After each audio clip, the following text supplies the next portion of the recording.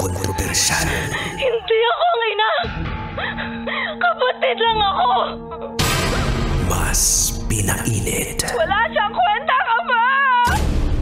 At mas pag-uusapan. Nahuli ko ang boyfriend ko at ang ate ko sa kwarto. Mga sikretong dito mo lang mapapakinggan. Top Secrets. Top Secrets. Top Secrets. Top Secrets.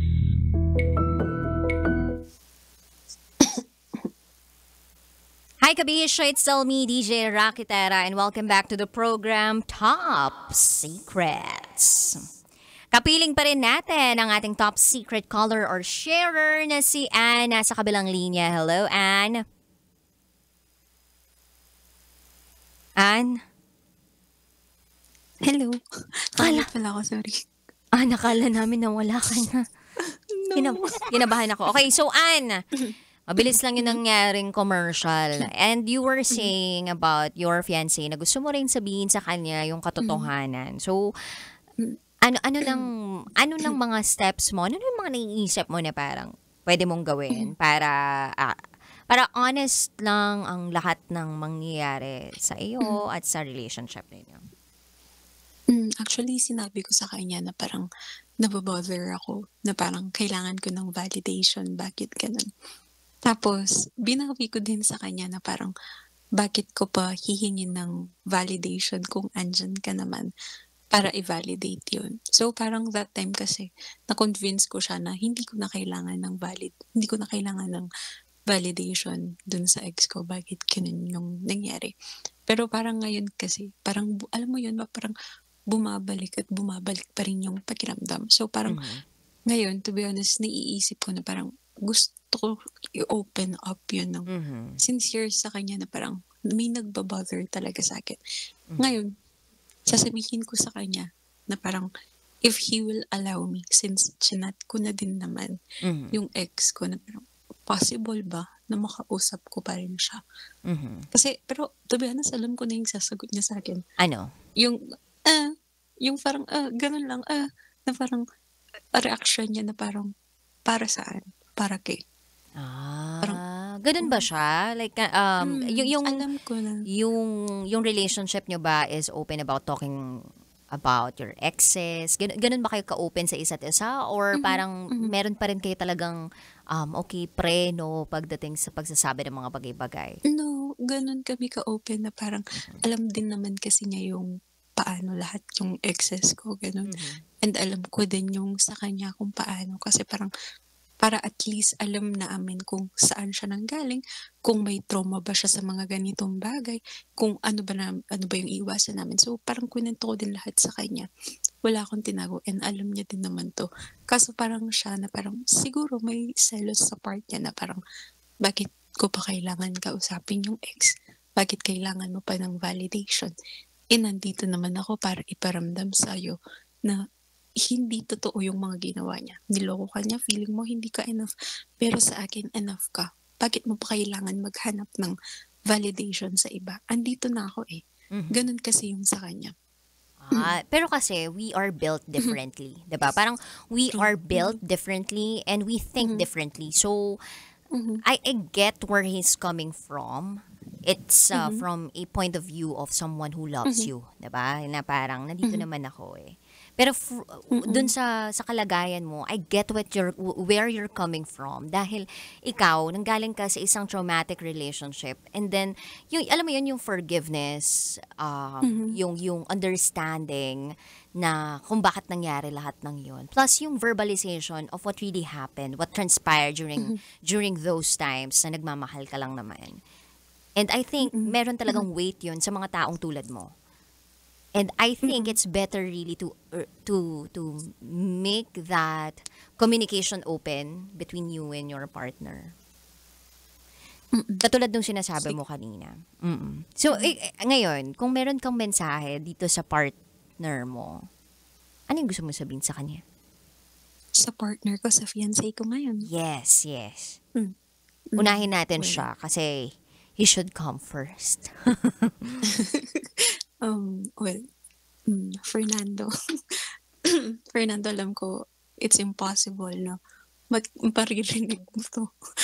Pero gusto ko lang malaman mo na thank you so much for being the best, for being the genuine person. Thank you for being the answered prayer.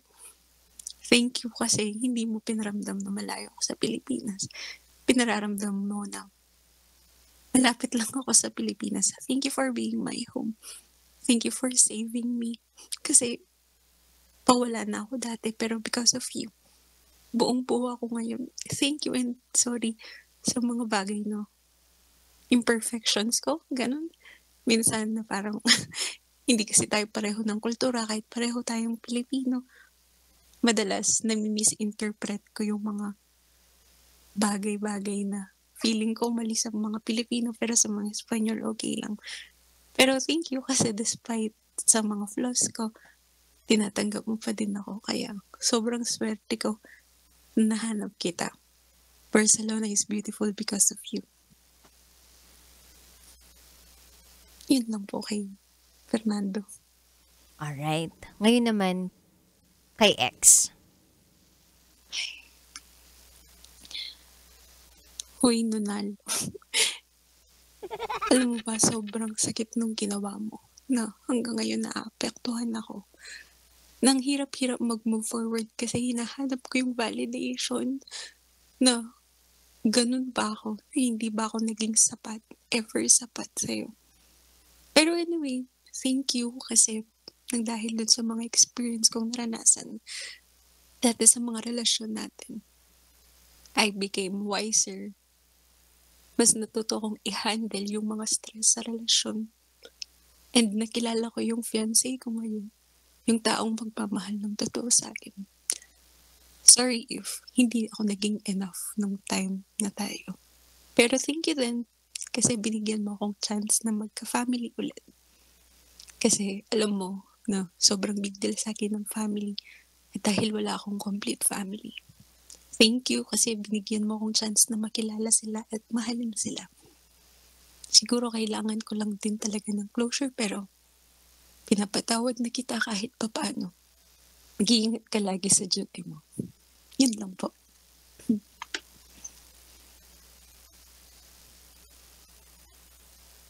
Hello, Ann. Yan lang po. Parang maluha-luha ka. Umiyak ka ba? Hindi naman masyado. No, parang ang sakit-sakit lang kasi na parang gusto mong masabi sa kanila personally pero kapag andyan na, wala ka nang masabi. Mhm. Yun. Yeah.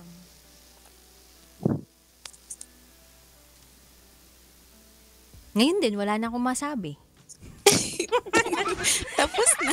Tapos na. Kasi paano ba naman? Nalaman ko kasi na hindi pala naguhugas ng puwet yung mga ano. Akala ko ba naman naguhugas sila. Akala ko. Hindi sila. Hindi Ay, sila. nako. Kahit mga ibang lahi, mga Portuguese, taga-Portugal, hindi sila naghuhugas. Talaga? Madami.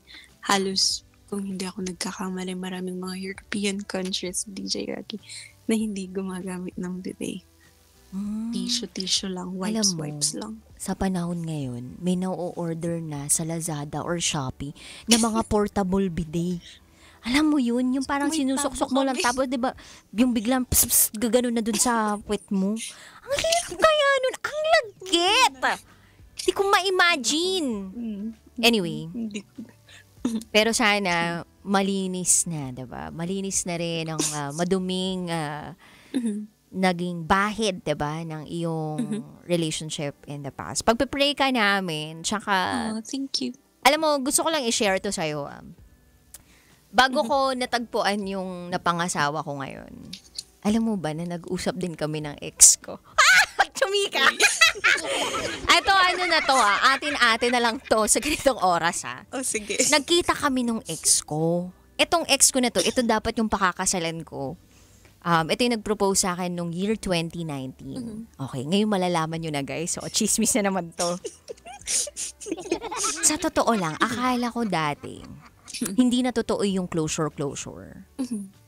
Akala ko hindi siya totoo in the sense na, bakit ka pa magko-closure? Eh, di ba? Pag niloko ka na, ibig sabihin, closure na yun. Mm. Pero, may mga tao sa paligid ko, na mga kaibigan namin, mutual friends namin, Mhm.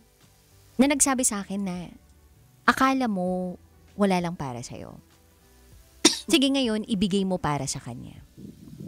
Pero malalaman mo yung sagot kung bakit kailangan mo din nung closure na yun. Kapag kinausap mo na siya. And then the day happened. Pumayag ako dun sa closure. And then yung ex ko tsaka ako, nag-usap kami. Pero, nag-usap kami sa hindi pribadong lugar.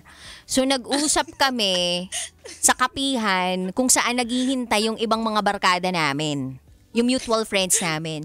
So, hindi kami napagdalawa. Kasi kailangan yung iwasan yun, ha. Tips po para sa makikipag-closure. Huwag po kayo pupunta sa mga madidilim, sa parking lot, sa sasakyan. Kayong dalawa lang. Kasi minsan yung last hug na yan, may kasunod yan. Pumupunta po yan sa may bandang leeg. Walang ganon. Oh, 'di ba? Very true. Natawa ka kasi nakarelate ka. Pero yun. Nag-usap kami sa isang mataong lugar. Pero nandun kami sa area ng mataong lugar na yun, sa kapihan na yun, sa balcony, wherein kaming dalawa lang naman yun nandun. Pero, alam mo yun, enough na space para marinig namin yung isa't isa. And there is a personal space. Maayos naman. Kumbaga, maayos yung distansya namin. And I know that was a talk wherein madidiscuss namin what went wrong dun sa relationship namin. So, ayun. Nag-usap kami and then, bakit? Di ba yun yung mga tanong, bakit? Nag-explain siya. Explain, ganyan. Kasi ganito, ganyan. Tapos ina-explain niya din yung tungkol sa current relationship niya kasi siya nagkaroon na ng jowa ako. That time, parang single pa rin ako. Tapos sinabi niya rin na mahal niya ako. Di ba? Parang, haba ng hair ko. Ganyan. Mahal niya ako. Hindi niya rin alam sa sarili ko. Parang hindi ko alam sa sarili ko kung bakit nagawa ko yun sa'yo. Parang ikaw pa rin talaga. Parang the best ka. Whatever. True. Ganyan. But, alam mo yun, in my mind, I already know the answer na hindi na dapat.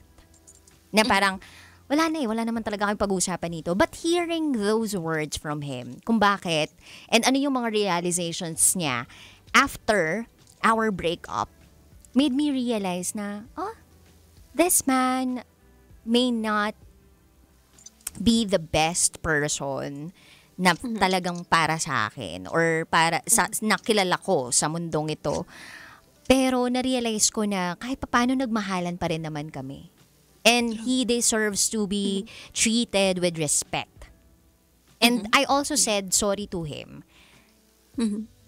Dahil feeling ko, isa rin yun sa part na hindi ko naibigay sa kanya for the past years.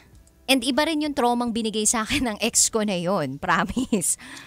Kumbaga, pag pumapasok ako sa mga relationships, naaalala ko pa din, nagkakaroon ako ng anxiety because, what if ganito? Kasi naalala ko yung ganong klaseng act niya or yung actions niya, parang na-mirror ko siya and parang feeling ko ganun ulit yung gagawin sa akin. And it was a difficult process of healing.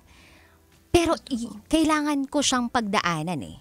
So, nung time na yun, I gave him that forgiveness. I said, pinapatawad naman na kita. Matagal na yun.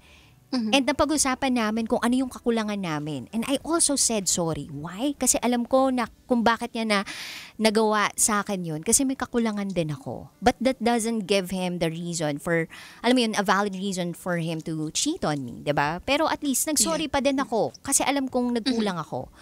So, nagsorry siya, at nagkapatawaran kami, and we moved forward with our lives. And looking back, ngayon na may asawa na ako, if that didn't happen, feeling ko as of the moment, I will still carry or I'm still carrying the burden of my past. I will still be carrying yung anxiety na meron ako. And ngayon, masasabi ko na because of that openness na ginawa ko dun sa ex ko, na parang okay, kasi pride yung pumigil sa akin nun eh. Parang pride yung pumipigil sa akin na bakit pa ako magipag-usap dyan, cheater naman. Parang alam mo yung ganong feeling? Kaya, true. Pero hindi, kailangan i-lower mo yung pride mo And kailangan mo talagang sabihin yun. It's just that, nung time na yun, single ako. Kaya nagawa ko siya freely. Pero, yun, dito naman sa asawa ko ngayon, we are talking about anything under the sun. We have an open communication, and that's what's great about our relationship. Gusto ko lang to i-share sa'yo that we can talk openly about our exes. And I also told him, kasi meron din siya na parang issues, ganyan. And ako, may issues din ako in the past, that we know that we have to hindi naman fight, but alam mo yun, i-tackle every single day of our lives. We have to go through that issues para malampasan namin yun at matulungan yung isa't isa na maayos namin yung mga traumas na yun, yung mga anxieties na yun na pasulpot-sulpot. So, sinasabi, I encourage him, and he also encourages me na parang, oh yeah, ganito, ganyan. Basta, you have to protect your relationship right now. Yun lang yung nasa mind ko na, okay, meron tayong ganitong issues, we openly talk about this, but we have to protect our relationship. And in order for us to protect our relationship, our marriage, we have to do these things openly. We have to talk about it dun sa mga ganitong persons of concern, yung ganon. So, nagigets kita dun sa parte na gusto mong ma-verbalize. Kasi may mga tao talaga na gusto nilang ma-verbalize bago nila tapusin ang lahat. Or bago talaga, bye-bye, goodbye. Hindi na ako lilingon dun forever. Yung ganon. Yeah. So, I mean, gets kita dun. I just wish you the best, and magkaroon ka sana ng gift of discernment and parang lakas ng loob para mas maging open pa dun sa partner mo. Kasi I think kung nagmamahala naman kayong tunay and you open up about it, kung tama naman yung magiging action steps mo, yung plans mo, lalong-lalo na dun sa way ng pakikipagkita mo dun sa ex mo, kung nandyan siya sa paligid, sige, mag-usap kayo sa coffee shop, basta again, walang usapang closure na magaganap sa sasakyan o sa madilim na lugar. Kasi meron pa yan yung last hug, pwede pa yakap, diba? Yung mga ganon, pwede pa yakap. Tapos biglang, kala mo yung yakap na yung yakap lang, pero biglang boom, bakit? Bigla ka nang nakakaramdam ng balbas at bigote. Diba? Nakikiliti ka na, mga ganon. Oh, so, iwasan yung mga ganon para magkaroon ng tamang desisyon sa buhay. Anyway, thank you so much for calling, and I hope kahit papaano na-inspired ka dun sa shinare ko sa'yo. yeah. Truly. Thank you so much, DJ Jackie, for giving me this opportunity na masabi or mailabas ko yung nararamdaman ko. But yung sinabi mo, yung kunento mo about sa'yo, ngayon parang fully heartedly ako na talagang kailangan ko ng closure kasi parang hindi lang pala ako mag-isa. Kailangan, oo. Kaya magkakaroon ka ng what ifs dyan. Magkakaroon ka ng what ifs. And you just have to be open dun sa partner mo. Maipaintindi sa kanya lahat ng nararamdaman mo. Kasi again, we are coming from a different point of view and we are built differently. Alright? Thank you so much. Alright. Thank you so Bye, much, DJ bye, bye. Jackie. Bye, Ann. Bye. Thank you. Ciao.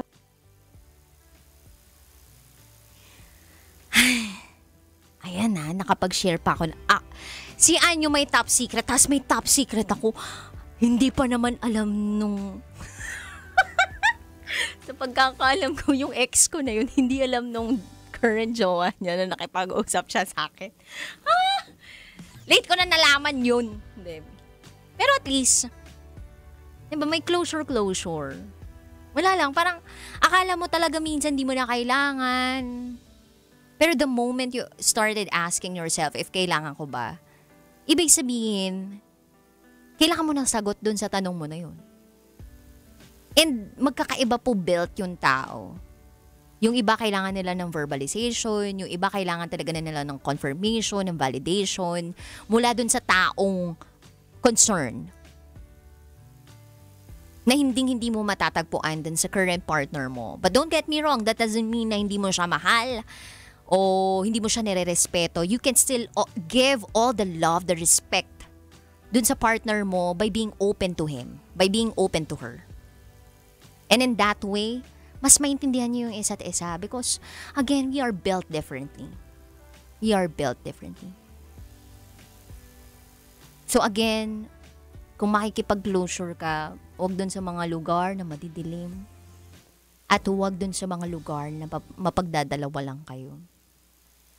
Kasi may thin line po yun. sa matutukso ka o matatapos talaga. Dalawang tipo yun. Tapos o tukso. Tukso, hindi tusok. Ayaw talaga. So, yun lang naman kabisyo. I hope ma-inspire kayo at na-inspire kayo. And again, ito po ang Top Secrets. Ito yung programang hindi ka husgahan bagkos ikaw ay pakikinggan. Maraming salamat sa pakikinig mo, kabisyo. Mamaya ulit kasi 12:01 na sa ating orasan. Overtime tayo. Napasarap naman ang sharing natin ngayong gabing ito.